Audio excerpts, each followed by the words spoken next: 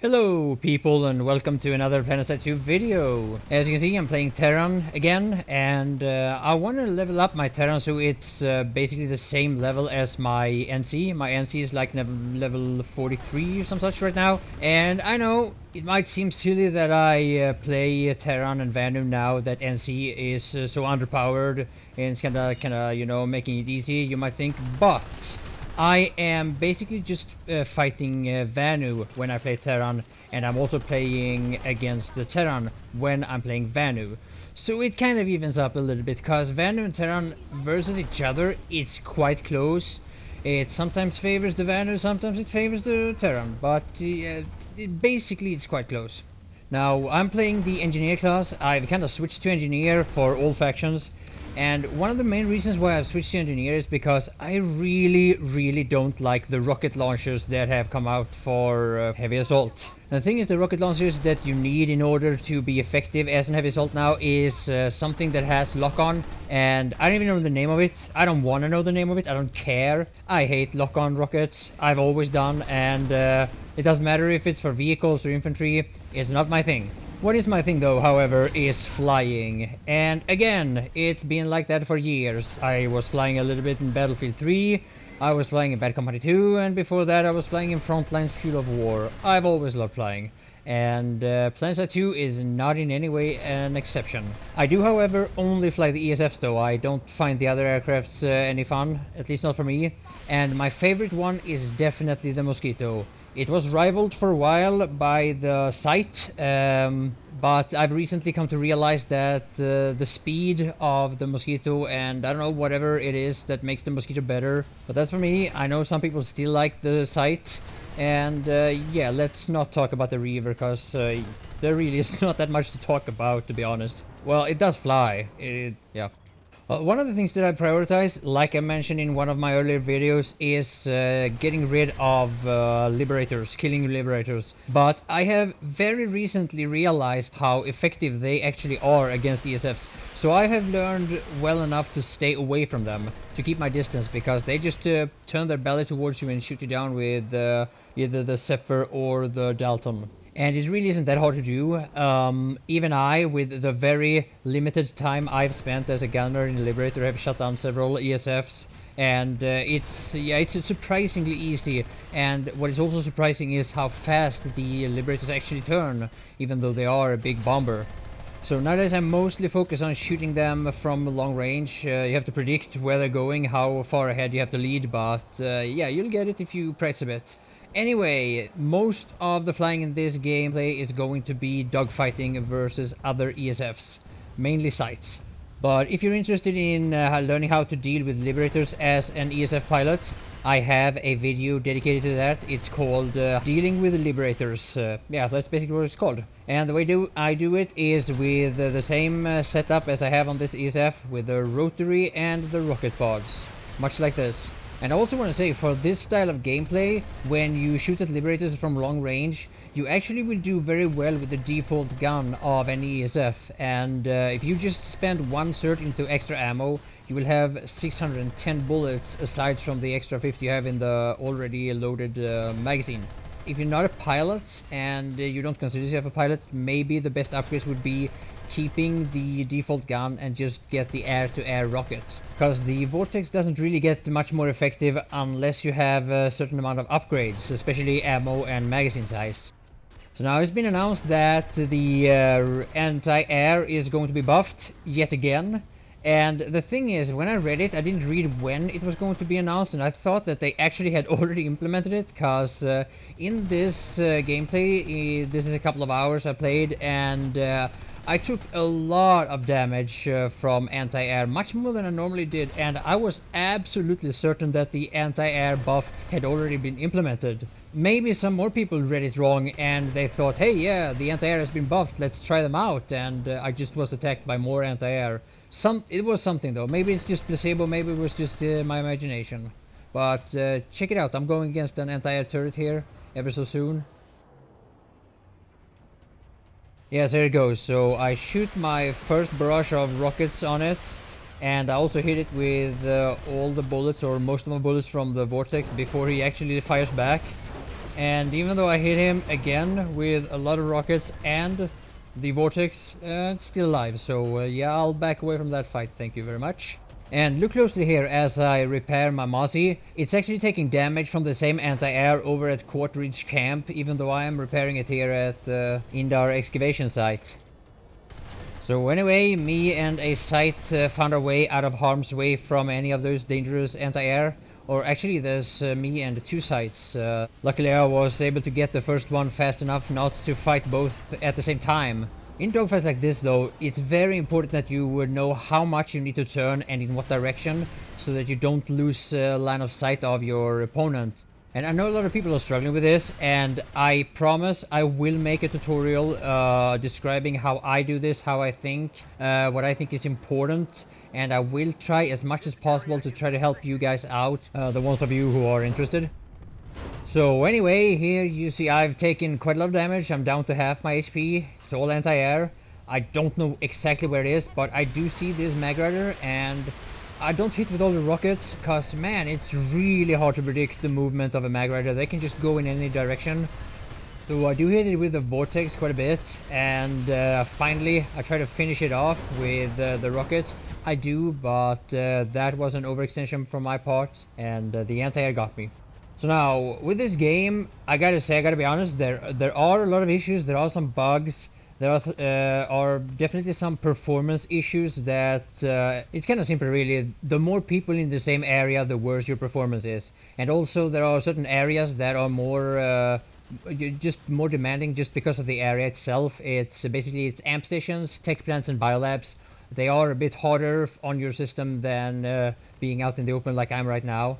But anyway, regardless of that, just look at this. Look at all the people, tanks, mostly infantry, some air units, and just consider the massive battles you can have in this game. There is no other game that you play in first-person mode that comes even close to this. And this is just a portion of the map.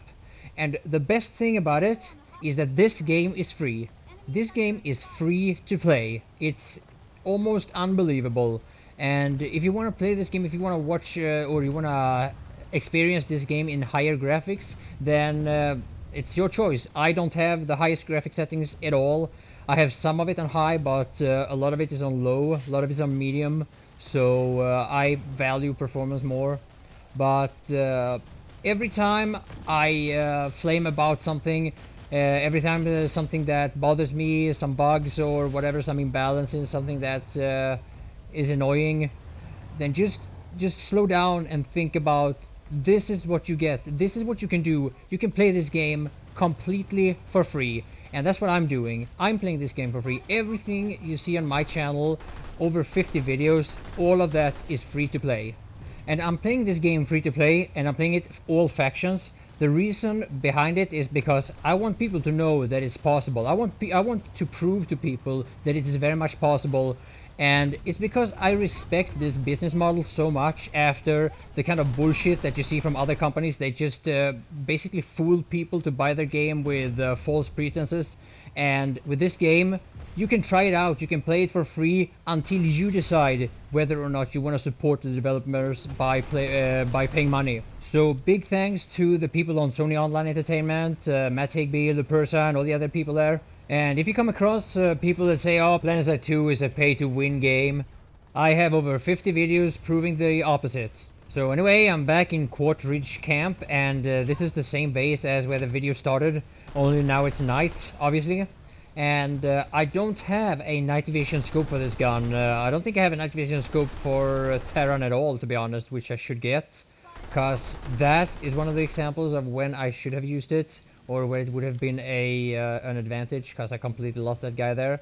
However though, one thing that always works is sound, and yeah, I hear you, there you are, that's right. So anyway, like I said earlier in the video, the fights for me lately has only been Terran versus Vanu, or yeah, well, Vanu versus Terran. Cause, I don't know, a lot of people have said the same thing, the NC is just a pushover right now. And that's one of the weird thing about the guns in this game, the ones that I tried out, is that the weapons that are really easy to use are really good. So, the reward from, like in any other game that I played before, if you learn to handle a weapon that has a lot of damage but high accuracy, but you need to really handle the recoil and spread, is really rewarding and will make that gun really good. In Planetside 2, it just doesn't work that way. You have a gun that's really easy to use, that gun is going to be really good. And I don't know about the other vehicles, especially tanks. I know there's been a lot of talk about the different tanks, and you know, mostly what I've heard is that people think that the Magrider is overpowered for all these different reasons. I don't play much tanks in this game, and I have no plans on doing it. But when it comes to the ESFs, the Reaver is by far the worst. And next up here you're gonna see something that is a really big problem for, at least for pilots. Look at how there I could finally see the enemies, and because of that I had to go so close that I was a sitting duck to Lone Wolf 66. You deserve that kill though, cause shooting me down with a default rocket launcher like that, it's kinda cool.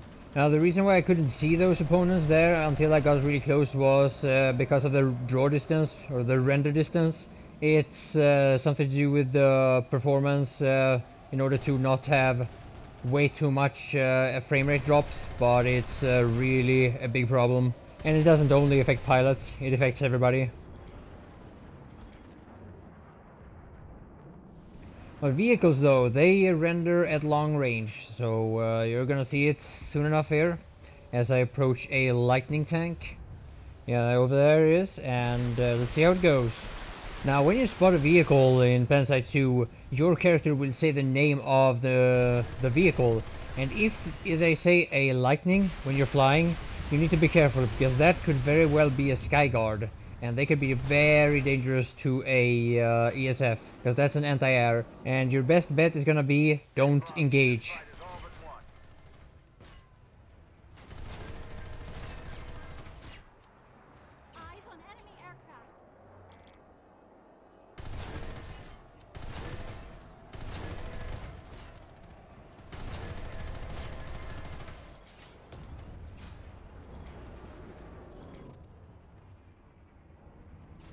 Now this is a first for me. Notice this galaxy, it has 11 players, I think one of them drops, and I actually got the kill here. The thing is though, I have no idea why they stayed that long in that galaxy. They must have known how much damage they were taking, they could have just dropped and ran. Maybe the outfit leader in that galaxy was testing the discipline of his members. I don't know, I have no idea. And now check this out. Check down in the right side corner, look at the bullet count. Look at how much bullets I have left. Okay, so no bullets. I guess I have to switch to the rocket pods to see if I can help take out this Reaver. Oops, no rockets either. It's when you find yourself in those situations you really need to take a break. Or at least get a cup of coffee. But I didn't. I felt like, yeah, well, whatever. I'm not gonna make the same mistake twice, right? That's never gonna happen, so yeah, let's keep dogfighting a little bit. A couple of more Scythes show up, and I'm on this one's tail. See what happens. Oh yeah, alright, I got you. And well, there's another one next to me here. See if I can take that one out as well. And look down in the right side corner. Yeah. But we have a VAR, so quick resupply and back in the air. Now one of the things that a lot of people do with the controls in this game is that they bind a key for pitch up so that you can constantly turn up if they want to. I had that in Battlefield 3, but I see no reason for it in this game. I'm doing pretty well without it, and the way I turn, the way I fly, doesn't surround to constant turning. And if I would, and when I see other people doing that, I see that, you know, yeah, you can turn constantly, but you don't really benefit that much from it. But that's at least my impression of it so far, and I haven't seen anybody who is like really successful doing something that I can't do just because I don't have that key binding. But we'll see, this game is still new, so a lot of things can happen, a lot of things can change. Anyway, as I've been playing for quite a while without a break, I'm starting to make more and more mistakes. And here I just completely missed the fact that I'm being chased by 2 Scythes. They are clearly on my minimap. I just didn't pay attention, and here I lose my my Mossy. Because all the footage from this video is all taken from the same day, the 9th of January, and I just decided that yeah, hey, it's time to do some recording, and I just recorded basically all of the gameplay, or every time something happened, I hit the record button. I don't have enough hard drive space to just constantly keep recording hour after hour. I would have been able to do that if I could make the X264 or whatever codecs work, but they just cause problems. So yeah, I hit the record button as often as I can, and as often as I see or believe something interesting is gonna happen. And here's one of the things about being locked like this, is that it is more or less impossible to know for certainty if you're being locked by an air vehicle or by somebody on the ground. I mean, you can make a guess, and depending on the area you're flying in, you can read into the situation. But as long as you fly in a battle or close to a battle, there's no way of telling, because people can lock you from multiple angles, multiple directions, and you can't really predict everything that happens in a game like this. There's just too much stuff going on.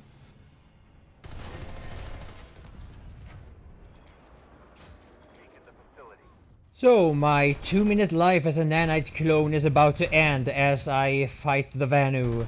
So, hope you enjoyed the video. There is more coming, so please stay tuned. Please let my children know that their daddy died as a hero fighting off the evil purple weirdos in their tights.